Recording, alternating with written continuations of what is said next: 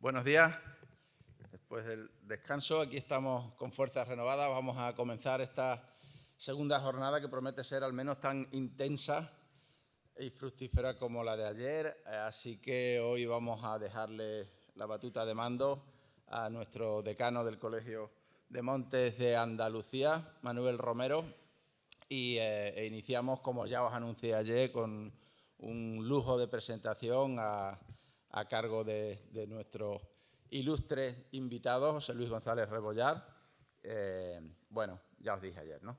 Va a hablar sobre 30 años de experiencia, si no recuerdo mal, en la gestión de pastoralismo mediterráneo. Así que todo tuyo a partir de ahora, Manu. Gracias, profesor. Pues muy buenos días, muchas gracias Alejandro, gracias a la organización por acordarse de mí para moderar esta mesa. Entonces estaremos durante toda la mañana, primero 1 hora y media habrá tres ponencias, tomaremos un café y seguiremos hasta la hora de comer. Ayer hablamos que dónde actuar, esta mañana hablaremos cómo actuar y luego en la tarde con quién y quién. Empezamos con una ponencia que se llama Entre Montes y Pastos por el doctor González Rebollar, José Luis. José Luis es un investigador, se ha tirado toda su carrera investigando. Ahora está tranquilamente jubilado, lo hemos sacado de su zona de confort para que nos cuente su experiencia de muchos años. Él lideró el grupo de pastos y sistemas silvopastorales mediterráneos de la Estación Experimental del CSIC, del CAIDIN, del CSIR en Granada.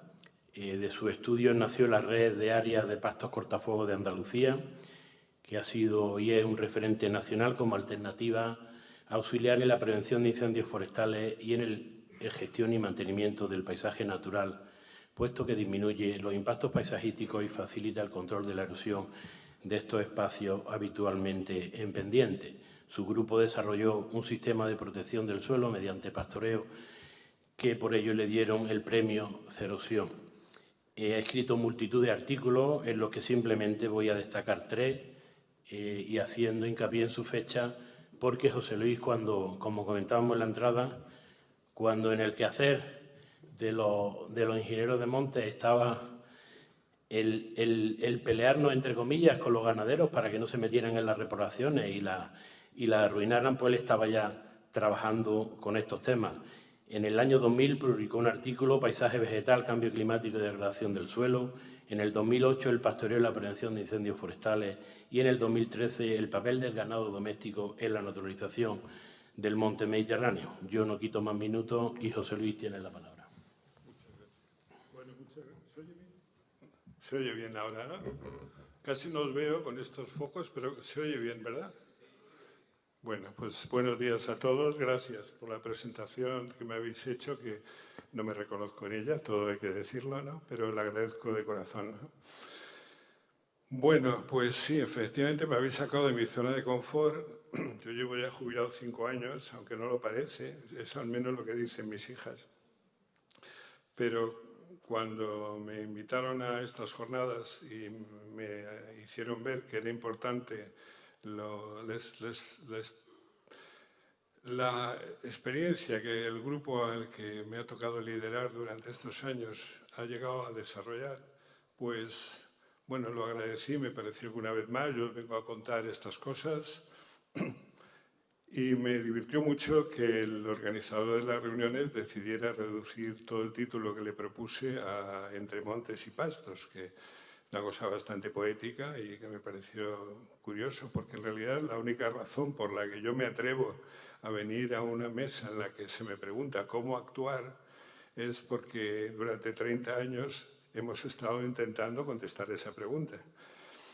En cuanto que la palabra esperanzada figure ahí como el de alianza, bueno, esperanzada es porque hace falta no haber perdido la esperanza para que un jubilado siga insistiendo en estas cosas. Yo sigo esperanzado. No me digáis por qué, pero sigo esperanzado. En cuanto a la alianza, pues creo que se verá a lo largo de la presentación. Yo ya estoy fuera de la órbita, digamos, institucional del CSIC, con lo cual me permite expresarme ya con bastante libertad, incluso con mi propia disciplina. pero he querido mantener en el título algunas cosas que me siguen vinculando, porque como ingeniero de montes no me voy a jubilar nunca. Digamos, me han jubilado como funcionario, muy bien. Pero bueno, esa trayectoria mía pues, me ha llevado a pertenecer a la Sociedad Española para el Estudio de los Pastos. He querido mantener esa figura ahí porque es así. Desde luego a la Asociación de Pastores por el Monte Mediterráneo, que veréis un momento en qué momento sale. Además, soy del comité asesor de la Asociación Española de Municipios de Montaña, que eso me ha dado una panorámica muy, muy completa de muchas cosas para lo que yo un poco considero mi trabajo.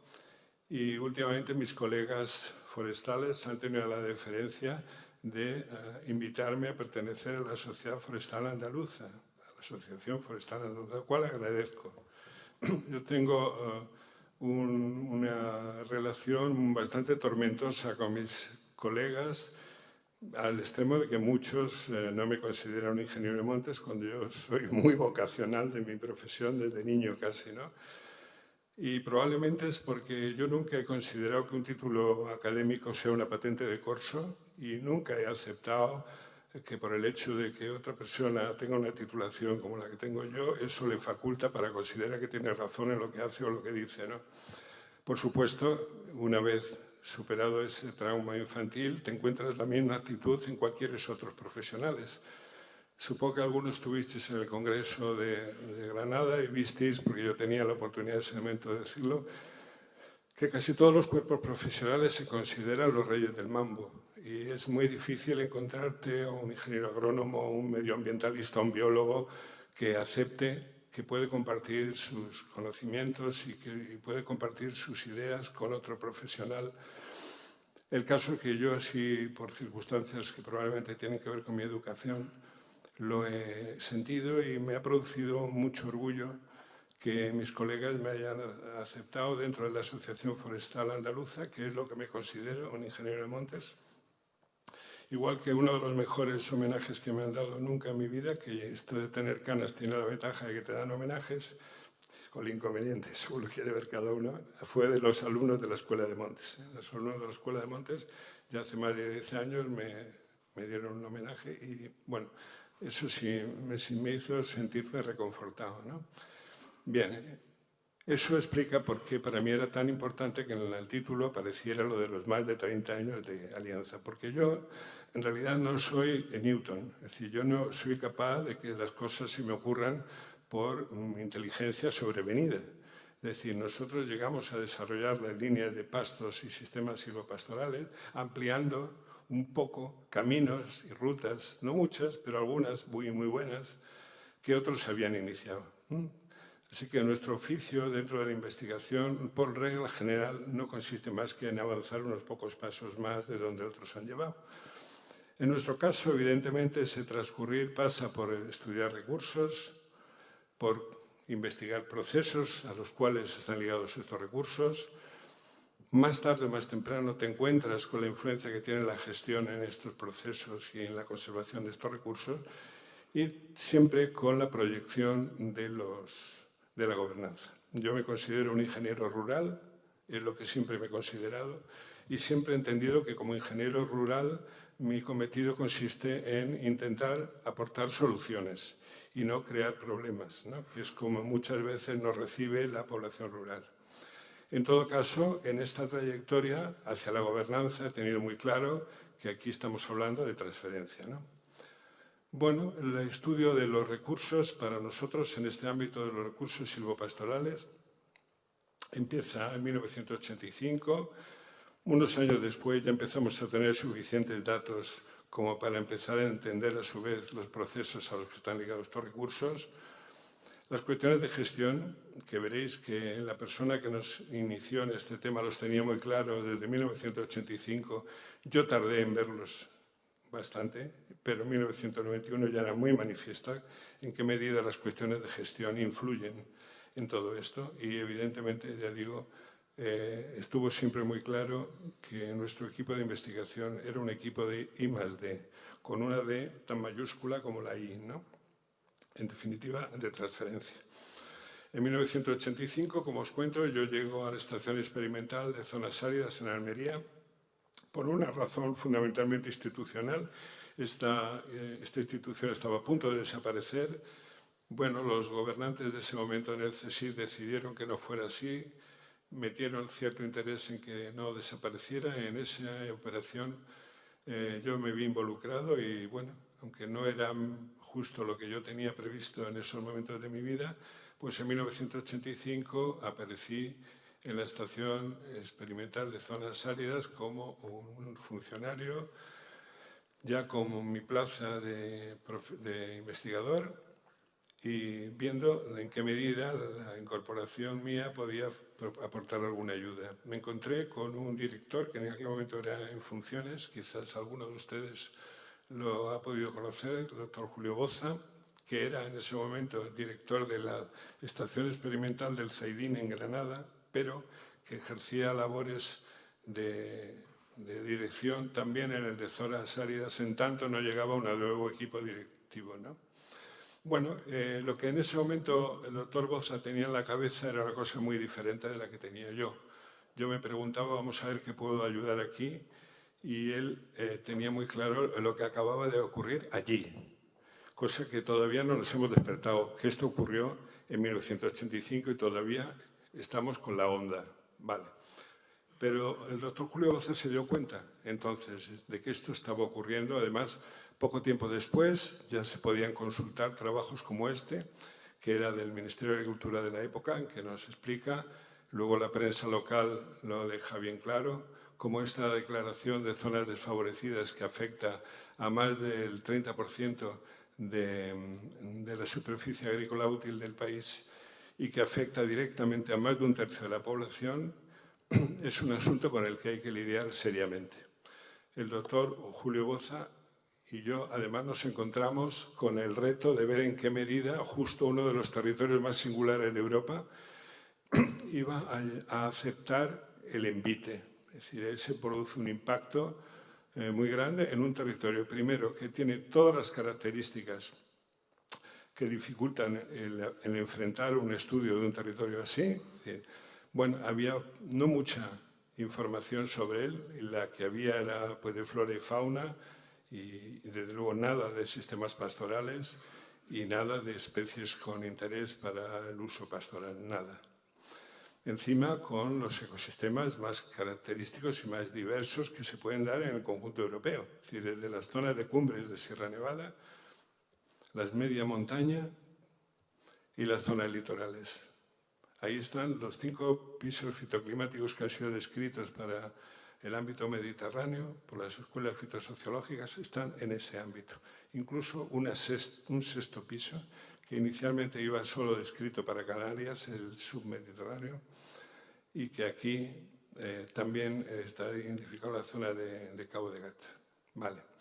En esta complejidad ambiental se dan circunstancias muy antiguas de intervenciones humanas con una filigrana cultural como son los borreguiles de Sierra Nevada, con la media montaña ya en abandono, porque son muy afectados por viejas cuestiones de tipo económico que van llevando que estas tierras se van abandonando, y la llegada de la llamada agricultura industrial, contra la que yo milito, no porque no me parezca importante, que Andalucía es una potencia en agricultura industrial. Me parece a mí que podemos estar orgullosos de la calidad que tienen las cosas que se producen. Lo que milito es con que se utilice la palabra agricultura industrial. Aquí esto no es agricultura, esto es industria agroalimentaria, y cuanto antes lo tuvieran en cuenta determinados sindicatos nos dejarían de confundir. Y no digo yo determinadas consejerías, ¿no? Esto es industria agroalimentaria, no es agricultura industrial. Ahí, ¿dónde está la agricultura? ¿O es que ya hemos abandonado el significado de la palabra agricultura? Bueno, como digo, en ese territorio se dan elementos naturales como son las comunidades de altura de cernales, la media montaña llena de leguminosas, advirtiéndonos cantidad de cosas interesantes, que algunas de ellas las veremos, y luego un conjunto botánico lleno de endemismos y de especies que hay que tener cuidado, porque si se protegen hay que saber proteger. ¿Y por qué? Porque algunas las protegemos más permitiendo que se siga perturbando su hábitat que sometiéndolas a una especie de clausura que les perjudica. Pero yo eso no lo voy a desarrollar ahora, salvo que en las preguntas salga. Bueno, en este territorio ya hay documentación, desde luego, de flora singular a la que atender, y quedan razas domésticas como, por ejemplo, la berrenda, que está en vías de desaparición. Solo los que sois aficionados al espectáculo taurino los reconoceréis, porque es un animal que sigue apareciendo en esos espectáculos. Las berrendas, tanto la negra como la colorada. Otros animales también en vía de desaparición, como la cabra blanca celtibérica, que se la puede ver todavía en alguna zona de Cabo de Gata, si habéis ido. Y razas como la ovino segureño, que sin embargo compite muy bien en las expectativas de ganadería comercial, digamos, ¿no? Extensiva, pero dentro de lo que son paradigmas de mercado, sin riesgo de desaparición, ¿no? Metodologías, prácticamente ninguna. Tuvimos que empezar a darnos cuenta que difícilmente íbamos a poder aportar nada al estudio de estos sistemas si no disponíamos de un equipamiento metodológico que permitiese evaluar, medir, decir de qué estamos hablando. Así que una parte importante, como veis, de los estudios se llevaron en dirección a disponer de datos, en este caso de valor nutritivo de las especies forrajeras, de la producción de los pastos, de una cartografía que permitiera conocer un poco de qué se está hablando. Bueno, por fortuna, sí teníamos fotografías aéreas, que ya en aquel año, en el 86, se podían disponer de ellas y se podía empezar a trabajar. Bueno, aquí tenéis la génesis de una línea de investigación completamente original, porque en ese año empezábamos en esta línea. Es decir, prácticamente, incluso a día de hoy, seguimos siendo más conocidos por este impulso inicial que por muchas otras cosas. Perdonad, tengo faringitis, no es COVID lo que me oiréis toser.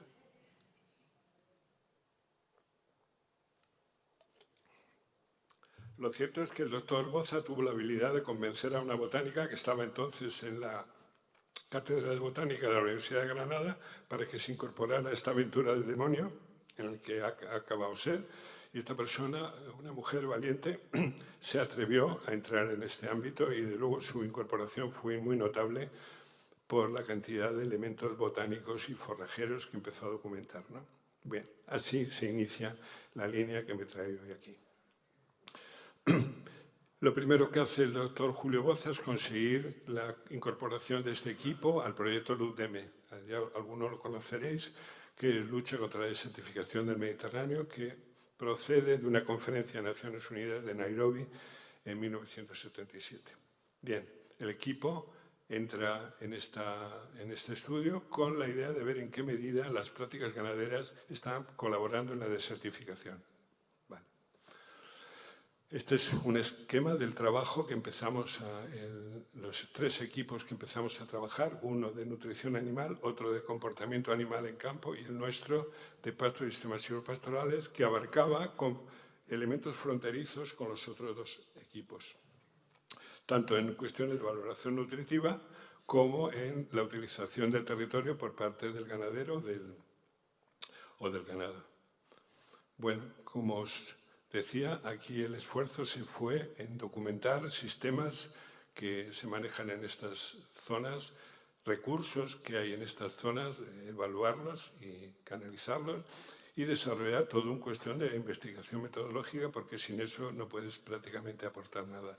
La primera tesis doctoral de la doctora Robles Cruz precisamente desarrolla un modelo de evaluación de la capacidad de carga que pueden tener los pastos. Es decir, cuántos animales puedo tener en un pasto sin perjudicarle. Con lo cual, lo que se compara es la oferta de forraje que hay en esos pastos en términos de megajulios de energía por hectárea y año con respecto a las necesidades de los animales. Como teníamos conexión con los equipos que estudiaban las cuestiones metabólicas y todo lo que es aspectos metabólicos de la nutrición animal, teníamos acceso tanto a animales experimentales, como así fue, como a los propios resultados de estos equipos, de modo que disponer del dato de megajulios por animal, es decir, cuál es el requerimiento energético del animal, y con poderlo comparar con la oferta del campo, te da una estimación bastante aproximada de animales que puedes tener en campo sin forzar los recursos. Bien, aparecieron inmediatamente una serie de sitios para trabajar. En fin, lo primero fue una zona de 100 hectáreas en la zona de Filabres, y al poco tiempo ya salió la posibilidad de hacerlo un poco más amplio y se amplió a unas 1000 hectáreas en la zona del Agujar de Aldearax, en la Sierra Nevada almeriense. Se corrieron las voces y, como muchos responsables de territorio saben, la planificación de los usos ganaderos es importante, y muchos de los responsables de estos parques supieron que podían acceder a un equipo que les daba un soporte científico para saber en qué medida se podía autorizar una mayor o menor presión de herbivoría, ¿no? Bueno, como digo, siguieron apareciendo zonas. Luego estudiamos, además del parque de Castril, el parque de Cabo de Gata-Níjar, eso ya son casi 30.000 hectáreas. Y el último que estudiamos, yo ya me negué a seguir más porque nos desbordaba, éramos un equipo pequeño. Esta ventana, que es la de Sierra Nevada, que incluye Parque Nacional y Parque Natural, llegó a tener en algunos momentos más de 200.000 hectáreas, y un pequeño equipo apenas puede más que hacer un pequeño muestreo. Total, que ese es la última, es el mapa de pastos que hicimos, y las evaluaciones y las propuestas quedaron entregadas al parque, que las incluyó en sus planes de gestión. Bien, así empieza una línea de I+D. Si algunos os preguntáis a veces cómo se inicia una línea de I+D, pues así se empezó. Y esto permitió ir conociendo un montón de escenarios que al principio quizá no nos habíamos planteado. Empezamos estudiando forrajes y pastos, luego nos dimos cuenta que parte de lo que estudiábamos tenía ya que ver con zonas de agricultura de montaña, ya van apareciendo las cosas de gestión. Luego estudiamos también otra tesis doctoral en agrosistemas desfavorecidos, tierras de agricultura en abandono, y lo último de esa época, pues espacios naturales. Bien, eso, si hubiéramos tenido una línea científica como Dios manda, hubiéramos seguido en esa dirección, y lo que habríamos continuado sería documentando estos aspectos de los que os he hablado. Hubiera sido la trayectoria, digamos, lógica, ¿no? Pero siguieron, como siempre, en los caminos de la investigación se van llenando de tesoros, ¿no? Siguieron apareciendo proyectos en los que seguir trabajando. Ahí he mencionado unos cuantos, tanto de Linía como de la Fundación Areces, como de la Consejería de Medio Ambiente o del Parque de Sierra Nevada, incluso un Interreg como fue Pastomed, ¿no? Pero he querido destacar una circunstancia que resultó importante. Por ahí en medio, cuando estábamos nosotros ya aportando unas bases de datos considerables sobre los forrajeras del sureste, que hasta ese momento, en las que estaban recogidas en las revisiones que se habían hecho, apenas llegaban a los poco más de 50 ejemplares, en pocos años el grupo empezó a proporcionar datos, y en ese momento, que corresponde a uno de los informes que yo hice, ya habíamos superado las 150 especies nuevas. Esta foto y este dato yo suelo utilizarlo como rey del mambo, claro, para contar hay que ver lo buenos que somos, que fijaros que en qué poquitos años hemos barrido una cantidad de información que no teníamos ni idea. Bueno, eso es muy fácil decirlo así, lo que pasa es que no había nadie antes que se hubiera metido en estos temas. Con lo cual era bastante sencillo entender que en cuanto te metías en ellos empezabas a documentar cosas que eran inéditas, ¿no? Pero lo que es interesante no es eso que os acabo de contar, sino que apareció en escena este investigador internacional que estaba llevando adelante este proyecto de evaluación de los recursos forrajeros locales en la región mediterránea, y quedó asombrado por el esfuerzo que se estaba haciendo en este equipo por documentar este recurso. Así que lo primero que hizo, cosa que le agradecemos, fue recomendarnos que nos vinculáramos con los equipos franceses que estaban en temas de esta naturaleza. Nos costó muchísimo, porque yo no conseguía convencer al CSIC de que necesitábamos que una de las becas que regularmente se convocan fuera para poder trabajar con estos equipos franceses. Ya en ese momento había una auténtica obsesión por mandar a la gente a Estados Unidos, y nosotros insistíamos que la parte del asunto que nos tenía preocupados, como son todos los usos del territorio y cómo las culturas de estos territorios han encontrado la manera de ajustarse a la capacidad de uso de esos recursos, en California no lo íbamos a aprender, y en Estados Unidos tampoco, y ni en Argentina, ni en Australia, ni en Sudáfrica. Donde había que ir al grupo que iba puntero en todo esto, y que queríamos ir a Francia, pero necesitamos la intervención de un evaluador internacional como el doctor Leroux, que supo de esta dificultad, escribió una carta a presidencia del CSIC advirtiendo la seriedad de los grupos franceses con los que íbamos a trabajar. Además, él conocía nuestros trabajos y también los reforzó. Y en 1996, la doctora Robles se traslada al INRA de Aviñón bajo la dirección del doctor Michel Etienne, y yo aprovecho que hay un convenio de colaboración con ellos para poder asistir al modo en que se están gestionando en Francia estos proyectos de ecodesarrollo, uno de los cuales tiene un importante componente de defensa del bosque contra los incendios. A la vuelta de todo ese peregrinar, bueno, decidimos hacer una primera publicación. En 1999 publicamos junto con el doctor Estanislao de Simón. Tenía entendido que hay algún familiar del doctor Estanislao de Simón en la sala. Me gustaría saludarle si hay posibilidad en algún momento. El doctor Estanislao de Simón, buen amigo, allí en Granada nos vemos con frecuencia. Bueno, pues entre la doctora Robles, el doctor Simón y yo mismo publicamos esta primera ponencia que fue un éxito. Salimos de la reunión convencidos, no que éramos los reyes del mambo, sino incluso ya el no va más. 3 meses después se nos bajaron los humos, todo esto de luego acabó en un manual de un acta de un congreso, como nos ha pasado siempre, quedó archivado en una librería y, bueno, gracias a Dios no acabó en una papelera porque no debía haber papeleras a mano, pero no porque este tipo de cosas que hace muchísima más gente acaban sin trascender. Son cosas que hace un investigador en muchos aspectos de su trabajo en España, pero no traspasan el umbral profesional en el que nacen. Nosotros incluso llegamos a crear un grupo de trabajo a ver si convencíamos a alguna institución para que se tomara en serio todo este tipo de cosas que estábamos viendo que en Francia ya llevaban experiencia y buena. Y así llegamos al Congreso Forestal de Granada del año 2001, en el que se produjo un hecho inaudito. No sé si hay algún político en la sala. Si es así, le quiero trasladar mi agradecimiento y mi felicitación, porque lo habitual es que en estas cosas, una vez que inauguran un congreso, es que salen rápidamente a hacer otra cosa que no se sabe nunca qué es, pero que es mucho más importante, evidentemente, que lo que está en el congreso. En este caso no se marchó, se quedó en la sala, escuchó la ponencia, le pareció que merecía la pena y nos pidió que levantáramos un preproyecto. Así que nos pusimos a hacer un preproyecto y 3 años después, este proyecto ya convertido en una experiencia piloto, se inició con un ganadero, 500 animales y 35 hectáreas en una zona que es propiedad de la Junta de Andalucía, en un monte, en el que hay una repoblación que en ese momento tenía unos 10 o 12 años, la repoblación de Alepensis, con alguna presencia encina también metida. Y con este ganadero empezamos a hacer ensayos un poco recogiendo la experiencia francesa. Bien, este director general pudo visitar el trabajo que estábamos haciendo y pudo darse cuenta que merecía la pena, y en el año 2006 nos propuso que diéramos el salto ya a escalas de gestión.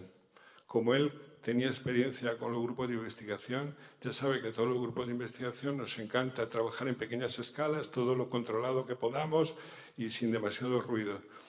Bueno, en este caso yo creo que afectó el hecho de que yo soy ingeniero y que las escalas grandes no me van a asustar. A nosotros nos educan en escalas grandes de trabajo, así que pensé, bueno, pues aceptémoslo, seamos capaces de probar esto a una escala mayor ya de gestión. Y entonces nos propusieron hacer el estudio en Sierra Nevada, en los Alcornocales y en Las Nieves, en los 3 parques nacionales naturales en este caso. Bueno, así estuvimos trabajando a partir de 2006 y ya en el 2010, cuando ya el proyecto se había extendido a la totalidad de la comunidad, ya veis aquí un poco en este gráfico los puntos en los que se está llevando a cabo. Comprendimos el grupo que habíamos iniciado, que es que nos estaba superando en envergadura, y que gracias a la incorporación en el 2006 de la propia consejería, con personas de la propia consejería y con responsables de los territorios en los que se estaba haciendo la experiencia, esto estaba creciendo de tal modo que era mucho mejor ya llegar el momento de, mira, este es el procedimiento, esta es la manera, hasta aquí hemos llegado, es el momento de que cojáis vosotros las riendas y tiréis para adelante. Así se creó la RAPCA, que hoy día se conoce como Red de Áreas Pasto Cortafuego de Andalucía. Bien, aquí tenemos otros proyectos que acaban de aparecer. Esto es la presencia de nuevos escenarios, es decir, aparece el escenario de la silvicultura preventiva con utilización de animales. Las tesis doctorales que tenéis a la vista, que son 7 tesis doctorales, ¿no? 4 y 3, 7, de las cuales hay 2 de ellas que acaban fuera del grupo y que se desarrollan fuera del grupo, empiezan dentro pero acaban fuera, y hay otra que incluso ya se inicia fuera pero se inicia con la dirección de personas del grupo. En fin, esto es un reflejo de en qué medida toda esta dinámica lleva al desarrollo de importantes esfuerzos científicos que aportan cantidad de información en todo lo que estamos hablando, pero ya se está convirtiendo propiamente en una trayectoria de transferencia. Así aparece la importancia de que todo esto se vincule con la Escuela de Pastores, incluso de la necesidad de tener una organización transversal en la cual los pastores, los técnicos, los científicos, los medioambientalistas, todos aquellos que están trabajando en esto, tengamos la oportunidad de juntarnos una vez al año al menos y podamos intercambiar puntos de vista. Esto se mantuvo en el tiempo en el que yo fui responsable de todo esto. A partir de ese momento la consejería tomó las riendas de esta trayectoria y decidió en qué medida mantenía o no mantenía estas reuniones periódicas de intercambio. Bueno, desde entonces han seguido apareciendo proyectos. Al final, nosotros mismos hemos ofrecido a través del CSIC un servicio científico para que todo aquel que necesite disponer de un equipamiento científico que apoye alguna de las cosas de las que hemos hablado, que sepa que puede acudir a este servicio. Esta es una foto que algunos recordaréis, porque algunos las habéis visto ya. Fue una de las últimas intervenciones mías que yo tuve en Almería.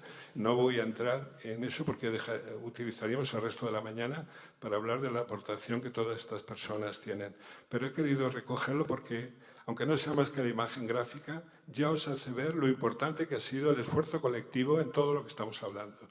Es decir, este esfuerzo colectivo ha recibido 2 premios, el de Batefuegos de Oro y el de Medio Ambiente de Andalucía. Pero son premios que se dan a toda una trayectoria. Y todos los que veis en esas fotos tienen motivos sobrados para sentirse premiados, porque sin ellos nada de esto se hubiera podido hacer. El mensaje que trato de mandar con esta imagen, muchos reconoceréis personas, es que sin ellos no se hubiera llegado aquí. Y esto es un mensaje que fundamentalmente quiero mantener en esta reunión, que nos piden cómo hacer las cosas, ¿no? Aquí tenéis 2 fotos, una de la entrega del Premio Batefuegos de Oro en el 2012, técnicos de la consejería, y la otra, la de Medio Ambiente de Andalucía, que además de técnicos e investigadores, os hago ver que en las 2 personas que mantienen en sus manos, en una y en otra, el trofeo, digamos así, el premio, en los 2 casos son pastores.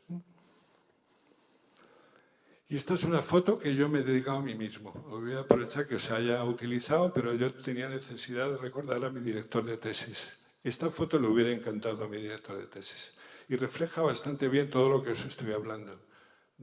Cómo es muy importante la participación de técnicos de la propia consejería, de los equipos científicos, de los pastores que participan tanto en la experiencia como participan en las reuniones.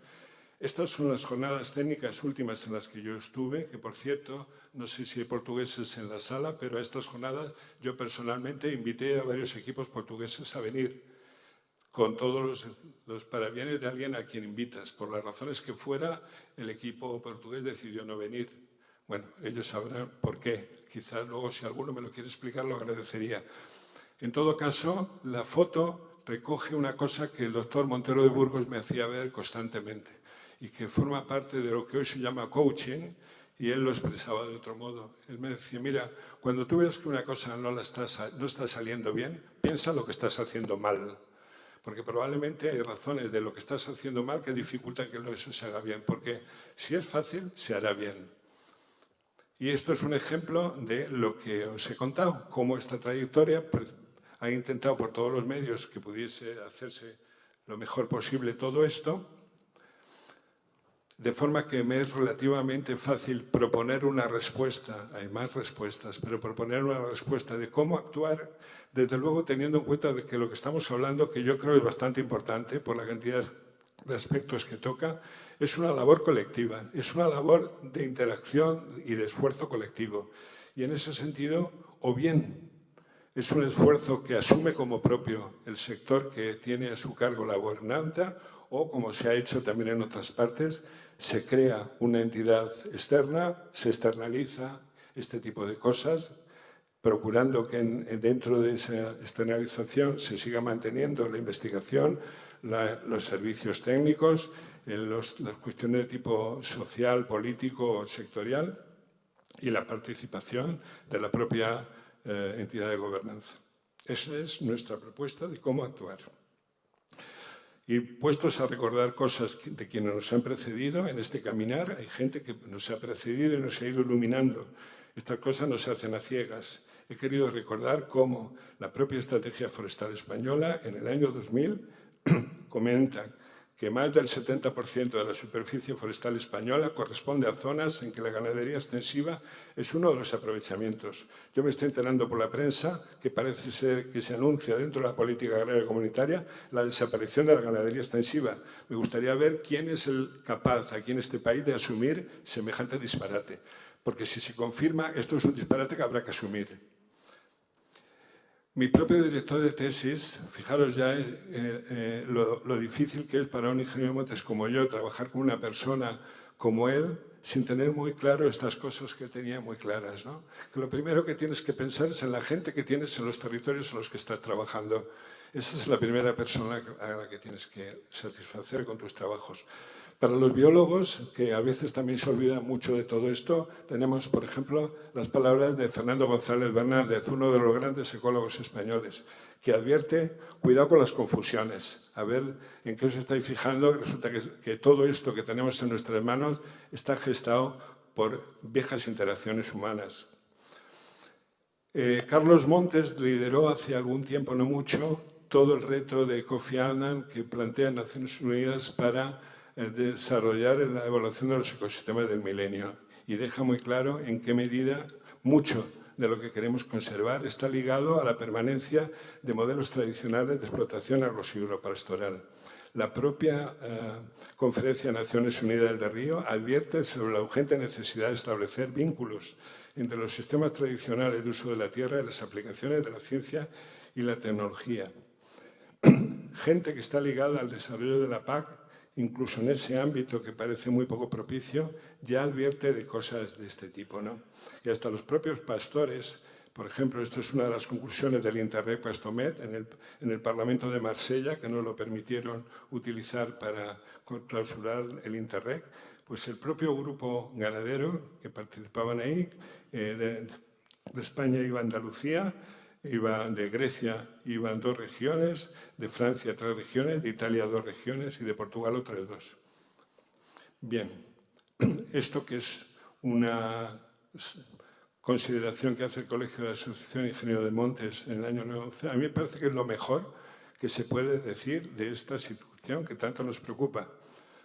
Cómo hacer frente a un reto como es el que tenemos con los incendios. Esto es una cosa tan manifiesta que parece mentira que todavía le demos vueltas. Y esta, que es, me parece, la penúltima imagen, la he querido utilizar para algo que yo les propongo a ustedes, que es que intentemos en algún momento hacer algo así como una autocrítica colectiva, si no es a título personal, por lo menos sí institucional.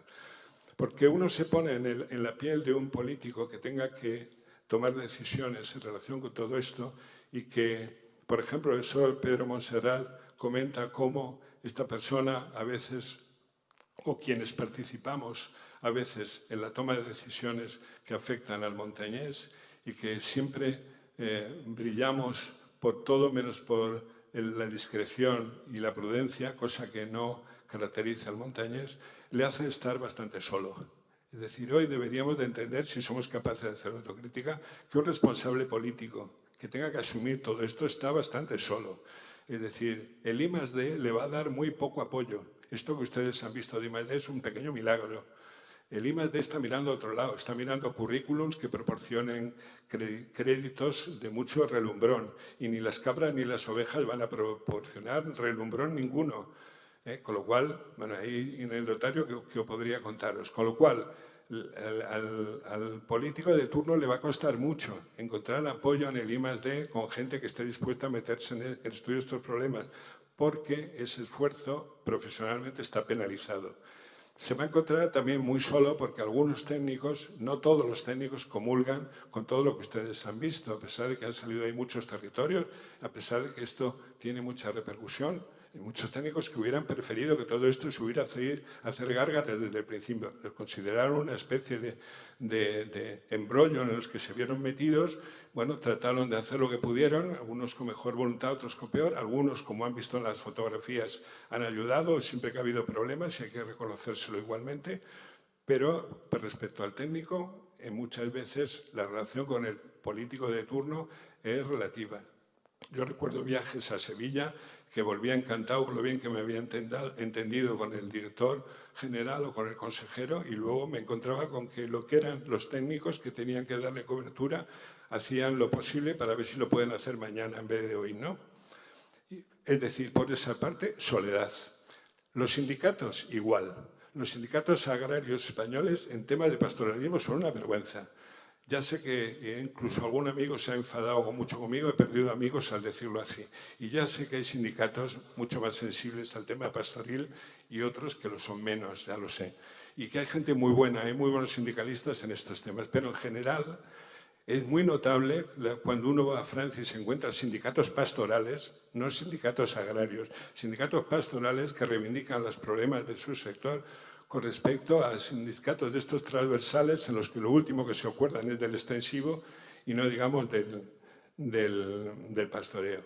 Pero es que la propia sociedad, ya acabo, esta es de las últimas ya, la propia sociedad le pasa igual.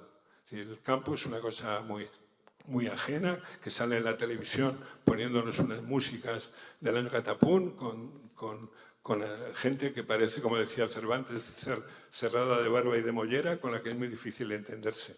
Bueno, pues no es verdad. De modo que hay que entender la gran soledad en la que se encuentran muchos políticos que tienen que tomar decisiones en esto.